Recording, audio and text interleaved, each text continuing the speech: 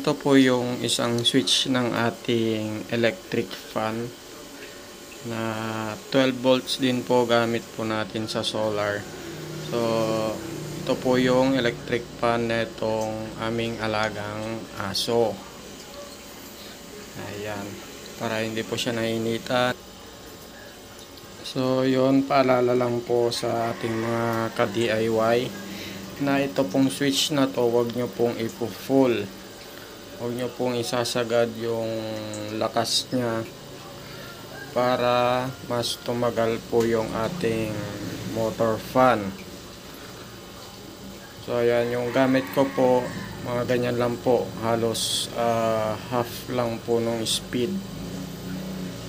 Kasi po pagka ipo-full po natin ito, umiinit po ng sobra itong ating motor fan. Yan, pagka finol po natin, malakas nga po siya pero umiinit po siya, pwede po siyang mag-overheat at mabilis masira at baka po mag-cause pa po ng sunog.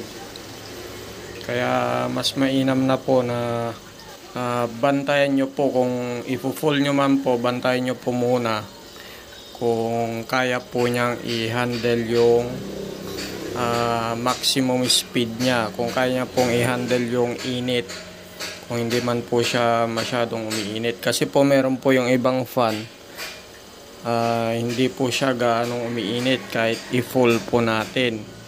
Yung isa ko pong fan na DC motor, yun po hindi po siya gaanong umiinit kahit i-full po natin. Pero ito pong motor na ito, pag finol ko po, masyado pong mainit yung fan. Tsaka yung mga gantong klaseng electric fan po or DC motor, mas okay po yung nakasabit kaysa po yung para po siyang stand fan, nilalagay po sa stand fan or desk fan. Para sa akin po mas okay po yung nakasabit, kasi pagka ganun po na parang stand fan yung pagkakabitan nyo po, madali pong bumigay yung bearing po niya. Pero ito pong nabili kong to, bearing type na po yung yung humahandle po doon sa may axle niya. Yung po, bearing type na po ito. Yung iba po kasi yung mga luma, yung mga dati ko pong nagamit na, para po siyang sa electric fan po na 220 volts na electric fan, ganun po yung gamit nila, yung parang bakal lang po na bilog. Ganun lang po yung pinaka bearing po niya, madali pong mapudpud. Kaya po, ito po, matagal ko na pong ginagamit tong fan na to, DC motor na to, ilang taon na rin po. Siguro mga 1.5 taon na po siguro.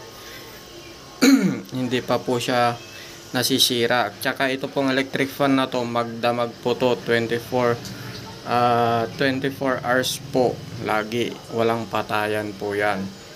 Pagkagabi lang po, pagkahapon, pinapahinaan lang po, pero umaandar pa rin po yan, hindi po yan pinapatay. Kasi po electric fan po nung aso yan, yung aso po namin, yung alaga po namin. Sa inyo naman po, kung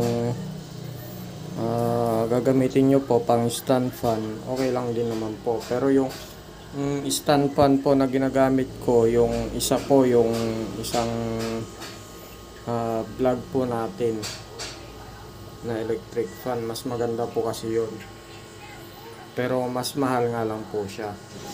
So yun, hanggang dito na lang po mga ka-DIY, no? At kung nagustuhan nyo po yung ating video, wag nyo po sanang kalimutang mag-subscribe, mag-like at paki-share na rin po yung ating mga video. Maraming salamat po.